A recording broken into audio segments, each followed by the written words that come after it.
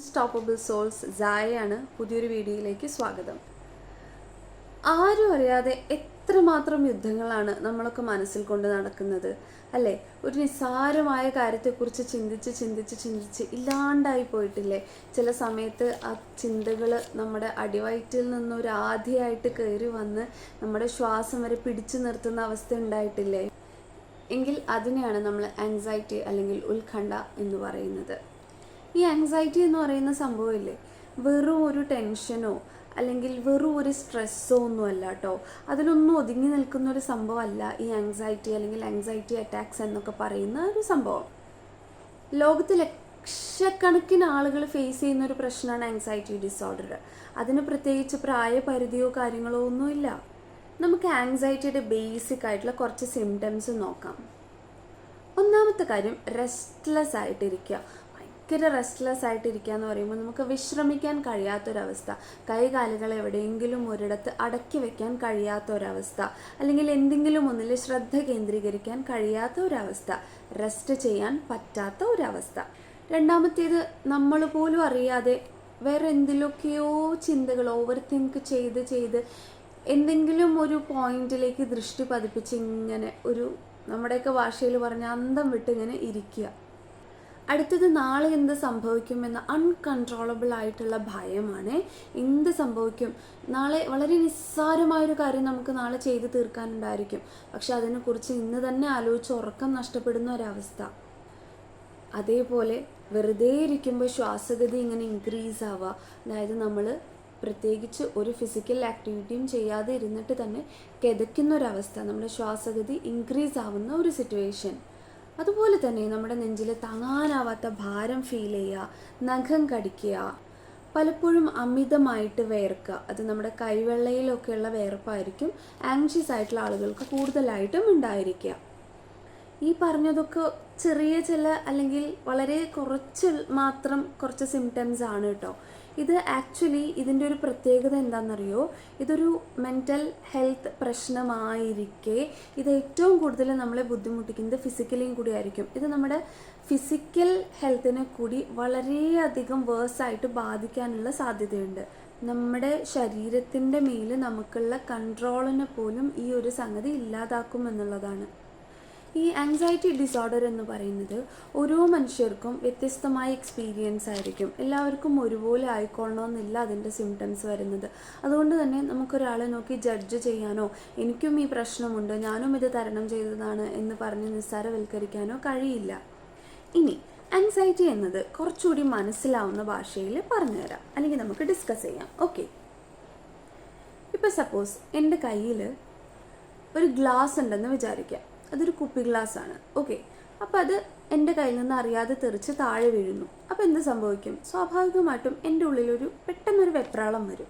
അത് ആ ഗ്ലാസ് പൊട്ടിക്കഴിഞ്ഞു, ഞാനത് വൃത്തിയാക്കി കഴിഞ്ഞു, ആ വെപ്രാളം അവിടെ തീർന്നു, ആ പ്രശ്നം അവിടെ കഴിഞ്ഞു. പക്ഷേ ആ ഗ്ലാസിൻ്റെ സ്ഥാനത്ത് സപ്പോസ് എൻ്റെ കയ്യിലുള്ളത് ഒരു കുഞ്ഞാണെന്ന് വിചാരിക്കുക, ഒരു ബേബിയാണെന്ന് വിചാരിക്കുക. ആ കുഞ്ഞെൻ്റെ കയ്യിൽ നിന്ന് വീണ് കഴിയുമ്പോൾ ആ ആദി എന്നെ വിട്ടുമാറാൻ എത്രമാത്രം സമയമെടുക്കും, അല്ലെങ്കിൽ ആ വെപ്രാളം എന്തുമാത്രം ആഴത്തിലുള്ളതായിരിക്കും? അങ്ങനെയൊന്ന് ആലോചിച്ച് നോക്കൂ. ആ കുഞ്ഞെൻ്റെ കയ്യിൽ നിന്ന് വീഴുമ്പോൾ ഞാൻ എന്തുമാത്രം ഭയപ്പെടും, എന്തെല്ലാം തരത്തിലുള്ള ചിന്തകൾ എന്നെ അലട്ടും. വളരെ കുറഞ്ഞ നിമിഷം കൊണ്ട്, സമയം കൊണ്ട് എന്തെല്ലാം ചിന്തകളിൽ കൂടി എൻ്റെ മനസ്സ് കടന്നു പോകും. ഈ ആങ്സൈറ്റി ഡിസോർഡേഴ്സ് അനുഭവിക്കുന്ന മനുഷ്യന്മാർക്കില്ലേ, അവരുടെ കയ്യിൽ നിന്നൊരു ഗ്ലാസ് വീഴുമ്പോൾ ഒരു കുഞ്ഞ് വീഴുന്ന അത്രയും വെപ്രാളം ഉണ്ടാവും. ഇതൊരു ഉദാഹരണം മാത്രമാണ് കേട്ടോ. നിസ്സാരമായ കാര്യങ്ങൾക്ക് നമുക്ക് മനസ്സിലാക്കാൻ കഴിയാത്ത അത്രയും വലിയ വേദനയും വിഷമവും വെപ്രാളവും ആധിയും ഒക്കെ ആയിരിക്കും ആങ്സൈറ്റി ഡിസോർഡർ അനുഭവിക്കുന്നവർ ഫേസ് ചെയ്യുന്നുണ്ടാവുക. ആ ചിന്തകളുടെ മേൽ അയാൾക്ക് യാതൊരു കൺട്രോളും ഇല്ല എന്നുള്ളതാണ് അതിൻ്റെ ഒരു ഭീകരാവസ്ഥ. അതിങ്ങനെ റേസ് ചെയ്ത് ഇങ്ങനെ വന്നുകൊണ്ടേയിരിക്കും, ഒന്നിനു പുറകെ ഒന്നായിട്ട്. ഒരു തോട്ട് നിൽക്കുന്നില്ല, ആ ഒരു സംഭവം അവിടെ സ്റ്റോപ്പ് ആവുന്നില്ല. ഒരു തോട്ട് സ്റ്റാർട്ട് ചെയ്ത് കഴിഞ്ഞാൽ അതിങ്ങനെ റെക്കറായിട്ട് വന്നുകൊണ്ടേയിരിക്കും. ഈ ആങ്സൈറ്റി അറ്റാക്സ് അനുഭവിക്കുന്നവരോട് നമ്മൾ കാം ഡൗൺ, റിലാക്സ്, എന്നൊക്കെ പറയുന്നതില്ലേ ഭയങ്കര ക്രൂവലാണ്. അതെന്താണെന്നറിയോ? അത് നമ്മൾ വെള്ളത്തിലേക്ക് വീണ ഒരാൾ, നീന്തലറിയാതെ വെള്ളത്തിലേക്ക് വീണ ഒരാൾ, അയാളെ വെള്ളത്തിലേക്ക് ഡ്രൗൺ ചെയ്ത് അല്ലെങ്കിൽ മുങ്ങി താഴ്ന്നുകൊണ്ടിരിക്കുന്ന ഒരു മനുഷ്യനോട് നമ്മൾ ശ്വസിക്കാൻ പറയുന്നതിന് തുല്യമാണ് anxiety disorder, panic attacks, anxiety attacks ഒക്കെ അനുഭവിക്കുന്ന ഒരു വ്യക്തിയോട് നമ്മൾ കാം ഡൗൺ ആവാനും റിലാക്സ് ആവാനും ഒക്കെ പറയുന്നത്. ഏറ്റവും അധികം തെറ്റിദ്ധരിക്കപ്പെട്ടിട്ടുള്ള മാനസികാരോഗ്യ പ്രശ്നങ്ങളിൽ ഒന്നാണ് ആങ്സൈറ്റി എന്ന് പറയുന്നത്. കാരണം പലപ്പോഴും ആളുകൾ അതിനെ ചിന്തിച്ചുണ്ടാക്കുന്ന പ്രശ്നമാണെന്നും വെറുതെ ടെൻഷൻ അടിക്കുകയാണെന്നും എന്നൊക്കെ പറഞ്ഞിട്ട് അതിനെ ഭയങ്കരമായിട്ട് നിസ്സാരവൽക്കരിക്കുന്ന ഒരു രീതി ഇപ്പോഴും ആ ഒരു സ്റ്റിഗ്മ ഉണ്ട് എന്നുള്ളതാണ് യാഥാർത്ഥ്യം. എന്നാൽ വളരെയധികം ഇൻഡെപ്ത് ആയിട്ടുള്ള നമ്മുടെ മനസ്സും ശരീരവും ഒരുപോലെ തളർത്തുന്ന ഒരു ബുദ്ധിമുട്ട് പിടിച്ച ഒരു മാനസികാരോഗ്യ പ്രശ്നം തന്നെയാണ് കേട്ടോ ആങ്സൈറ്റി. അത് പല ആളുകൾക്കും അവരുടെ ഡെയിലി ലൈഫിനെ തന്നെ വളരെ ബുദ്ധിമുട്ടായിട്ട് ബാധിക്കുന്ന നിരന്തരമായിട്ടുള്ളൊരു പോരാട്ടം കൂടിയാണ്. ഒന്ന് ആലോചിച്ച് നോക്കിയേ, നമ്മൾ ചുമ്മാ റിലാക്സ്ഡ് ആയിട്ട് ഇരിക്കുന്ന സമയത്ത് നമ്മളൊരു മാരത്തോൺ കഴിഞ്ഞ് വന്നിരിക്കുന്ന പോലെ അല്ലെങ്കിൽ ഒരു സൈക്ലിംഗ്, ഒരു വർക്കൗട്ടൊക്കെ കഴിഞ്ഞിരിക്കുന്ന പോലെ നമ്മുടെ ഹാർട്ട് ബീറ്റ്സ് ഇങ്ങനെ ഇങ്ങനെ ഇൻക്രീസ് ആയിക്കൊണ്ടേയിരിക്കുക. നമുക്കതിലൊരു കൺട്രോളും ഇല്ല. നമ്മുടെ ശരീരം വിറച്ചുകൊണ്ടിരിക്കുക, കൈ വേർത്തുകൊണ്ടിരിക്കുക, തലയിൽ നിന്ന് ആവി പോകുന്ന പോലെ ഒരു അവസ്ഥ ഫേസ് ചെയ്യുക. ഒന്ന് ആലോചിച്ച് നോക്കിയേ, വെറുതെ ഇരിക്കുമ്പോൾ ഇങ്ങനെയൊക്കെ ഒന്ന് എക്സ്പീരിയൻസ് ചെയ്യേണ്ടി വരുന്ന ഒരു സിറ്റുവേഷൻ എന്തായിരിക്കും, എന്തുമാത്രം ബുദ്ധിമുട്ടായിരിക്കും. നമ്മുടെ നെഞ്ചിലൊരു ഭാരം കയറ്റി വെച്ചതുപോലെ എത്ര ശ്രമിച്ചാലും ചിന്തകളെ നിയന്ത്രിക്കാൻ പറ്റാത്തൊരവസ്ഥ. നമ്മൾ ആ ചിന്തകളെ നിയന്ത്രിക്കാൻ എത്ര കണ്ട് ശ്രമിക്കുന്നോ അത്രയും അത് ട്രിഗറായിക്കൊണ്ടിരിക്കുന്ന ഒരു സിറ്റുവേഷൻ, അല്ലെങ്കിൽ എന്തെങ്കിലുമൊക്കെ ഒരു അപകടകരമായൊരു കാര്യം സംഭവിക്കാൻ പോകുന്നു എന്ന നിരന്തരമായ ഭയം, ഇതൊക്കെ ആങ്സൈറ്റി ഡിസോർഡർ ഫേസ് ചെയ്യുന്നവർ അനുഭവിക്കുന്ന ബുദ്ധിമുട്ടുകളാണ്. ഇനി എന്തുകൊണ്ടാണ് ആങ്സൈറ്റി ഉണ്ടാവുന്നത്? ആക്ച്വലിയില്ലേ, ഈ ആങ്സൈറ്റി നമുക്ക് മനുഷ്യന്മാർക്ക് കിട്ടിയിട്ടുള്ള ഒരു നാച്ചുറൽ സർവൈവൽ മെക്കാനിസമാണ്. നമ്മൾ പണ്ട് കാലത്തൊക്കെ നമുക്ക് ഭയപ്പെടുത്തുന്ന ഒരു കാര്യത്തിൽ നിന്ന് നമ്മൾ ഓടി രക്ഷപ്പെടാൻ വേണ്ടിയിട്ട് നമുക്ക് ഉണ്ടാവേണ്ട ഒരു ഡിഫെൻസ് മെക്കാനിസം ആയിട്ടാണ് ആങ്സൈറ്റി നമുക്കൊക്കെ ഉള്ളത്. അത് നമ്മളൊരു ഡേഞ്ചറസ് സിറ്റുവേഷൻസിൽ നിന്ന് ഓടി രക്ഷപ്പെടാനുള്ളൊരു അലാറം സിസ്റ്റം പോലെ നമുക്കൊക്കെ കിട്ടിയിട്ടുള്ള ഒന്നാണ്. പക്ഷേ ഇന്നത്തെ ഒരു സാമൂഹിക സാഹചര്യത്തിൽ നമ്മുടെയൊക്കെ ഒരു ലൈഫ് സ്റ്റൈലിൽ നമ്മുടെ മാനസിക സമ്മർദ്ദങ്ങൾ, നമ്മൾ പാസ്റ്റിൽ അനുഭവിച്ചിട്ടുള്ള ട്രോമാസ്, അല്ലെങ്കിൽ വളരെ സ്ട്രെസ്ഫുള്ളായിട്ടുള്ള ജോബുകൾ, സ്ട്രെസ്ഫുള്ളായിട്ടുള്ള ലൈഫ്, ഭാവിയിൽ നമുക്ക് നാളെക്കുറിച്ചുള്ള നമ്മുടെ അമിതമായ ഭയം, ഇതൊക്കെ കൊണ്ട് ആങ്സൈറ്റി ഒരു നെഗറ്റീവായിട്ടുള്ള ഒരു സിറ്റുവേഷനായിട്ട് നമ്മളെ ബാധിച്ചു തുടങ്ങിയിട്ടുണ്ട്. അത് നമുക്ക് വളരെ അൺകൺട്രോളബിൾ ആയിട്ടുള്ളൊരു റെസ്പോൺസായിട്ട് മാറിക്കൊണ്ടിരിക്കുകയാണെന്നുള്ളതാണ് സത്യം. അപ്പോൾ അതുകൊണ്ട് തന്നെ നമ്മൾ വളരെ സേഫായിട്ടിരിക്കുന്ന സിറ്റുവേഷൻസിൽ പോലും ഇത് നമ്മളെ അറ്റാക്ക് ചെയ്യാൻ തുടങ്ങി. ഇനി സിവിയറായിട്ട് ആങ്സൈറ്റി അറ്റാക്ക് ഫേസ് ചെയ്യുന്ന ഒരു മനുഷ്യനോട് ഒരിക്കലും പറയാൻ പാടില്ലാത്ത 2-3 കാര്യങ്ങൾ പറയാം. ഒന്നാമത്തേതാണ് സ്റ്റോപ്പ് ഓവർ തിങ്കിങ്. അത് നമ്മൾ ഏത് മെൻ്റൽ ഹെൽത്ത് കണ്ടീഷൻസ് ഉള്ള ഒരാളോടും പറയുന്നതാണ്. നീ ഇങ്ങനെ ഒരുപാട് ആലോചിച്ചുണ്ടാക്കുന്നതാണെന്ന്. ഒരിക്കലും അല്ല. അത് അവരുടെ ബ്രെയിനിലുള്ള കെമിക്കൽ ഇംബാലൻസ് കൊണ്ട് സംഭവിക്കുന്നതാണെന്ന് യാഥാർത്ഥ്യം ദയവായി മനസ്സിലാക്കുക. 2, you are being too sensitive. നീ ഒട്ടും സ്ട്രോങ് അല്ലാത്തതുകൊണ്ടാണ്, നീ ഭയങ്കര സെൻസിറ്റീവ് ആയതുകൊണ്ടാണ് എന്നൊക്കെയുള്ള കമൻസ് ഒഴിവാക്കുക. അതവരെ അവരുടെ ഉള്ളിൽ തന്നെ ഒരു ഗിൽട്ട് ഉണ്ടാക്കിയെടുക്കാൻ ഉള്ള ഒരു കാരണമായേക്കാം.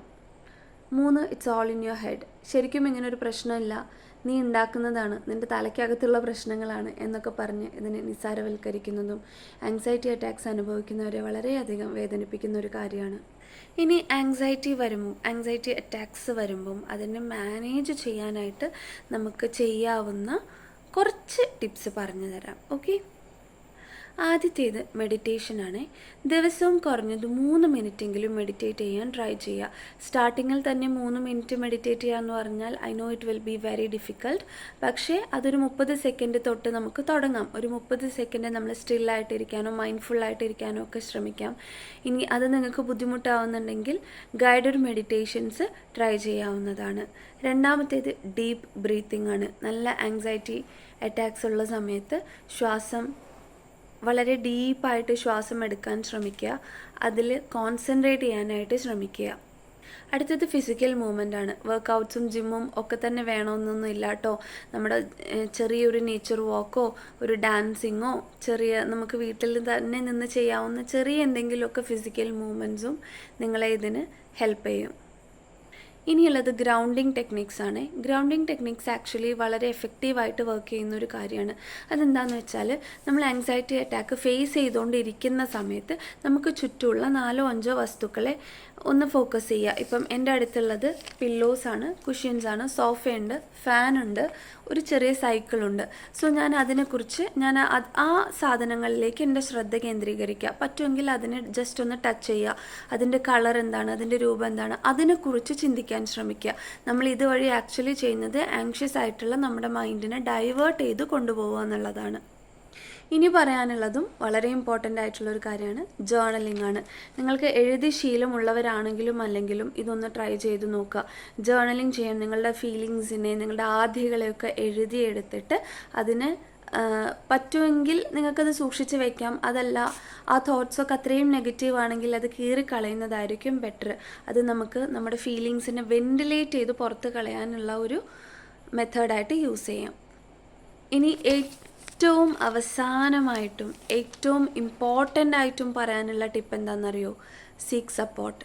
നിങ്ങളെ മനസ്സിലാക്കുമെന്ന് ഉറപ്പുള്ള ഒരു സുഹൃത്തിനോട് അല്ലെങ്കിൽ ഒന്നിൽ കൂടുതൽ സുഹൃത്തിനോട് അല്ലെങ്കിൽ ഒരു ഗ്രൂപ്പിനോട് നിങ്ങളുടെ പ്രശ്നങ്ങൾ ഷെയർ ചെയ്യുക. ഇനി അവിടെ നിങ്ങൾക്ക് അങ്ങനെ ഒരു സഹായം ലഭിക്കാൻ സാധ്യതയില്ല എങ്കിൽ please go for a therapy. അത് നിങ്ങളെ തീർച്ചയായിട്ടും സഹായിക്കും. ഇനി എനിക്കൊരു മെസ്സേജ് തരാനുണ്ട്. You are not alone. ലോകത്തെ ലക്ഷക്കണക്കിന് ആളുകൾ ഫേസ് ചെയ്യുന്ന ഒരു മെൻ്റൽ ഹെൽത്ത് കണ്ടീഷനാണ് ആങ്സൈറ്റി. നിങ്ങൾക്ക് ആങ്സൈറ്റി ഉണ്ട് എന്നുള്ളത് നിങ്ങൾ വീക്കാണ് എന്നതില്ല. നിങ്ങൾക്ക് ആങ്സൈറ്റി ഉണ്ട് എന്നത് നിങ്ങൾ വീക്കാണ് എന്നതല്ല അതിൻ്റെ അർത്ഥം. നിങ്ങൾക്ക് ആങ്സൈറ്റി ഉണ്ട് എന്നതിനർത്ഥം നിങ്ങൾ വീക്കാണ് എന്നതല്ല, നിങ്ങൾ ഇൻകേപ്പബിൾ ആണ് എന്നതും അല്ല. ആങ്സൈറ്റി ഒരിക്കലും നിങ്ങളെ കഴിവ് കുറഞ്ഞൊരു വ്യക്തിയാക്കുന്നില്ല. നിങ്ങൾ നിങ്ങളോട് തന്നെ കരുണ കാണിക്കുക, ദയ കാണിക്കുക എന്നതാണ് നിങ്ങൾക്ക് ആദ്യം ചെയ്യാവുന്ന. You are not alone. നിങ്ങൾക്ക് ആങ്സൈറ്റി ഉണ്ട് എന്നതിനർത്ഥം നിങ്ങൾ വീക്കാണെന്നതല്ല, നിങ്ങൾ ഇൻകേപ്പബിൾ ആണ് എന്നതും അല്ല. ലോകത്തെ ലക്ഷക്കണക്കിന് ആളുകൾ അനുഭവിക്കുന്ന ഒരു പ്രശ്നം മാത്രമാണ് ആങ്സൈറ്റി ഡിസോർഡർ. അതൊരിക്കലും നിങ്ങളെ ഒരു കഴിവ് കുറഞ്ഞ വ്യക്തിയാക്കുന്നേയില്ല. സഹായം വേണമെന്നിടത്ത് അത് കണ്ടെത്താനുള്ള ധൈര്യം കാണിക്കുക. ഈ സമയവും കടന്നു പോകും. ആങ്സൈറ്റി, ഡിപ്രഷനൊക്കെ ആയിട്ട് ഫേസ് ചെയ്യുന്ന നിങ്ങളുടെ സുഹൃത്തുക്കൾക്ക് ഈ ഒരു വീഡിയോ ഷെയർ ചെയ്ത് കൊടുക്കുക. Thank you so much.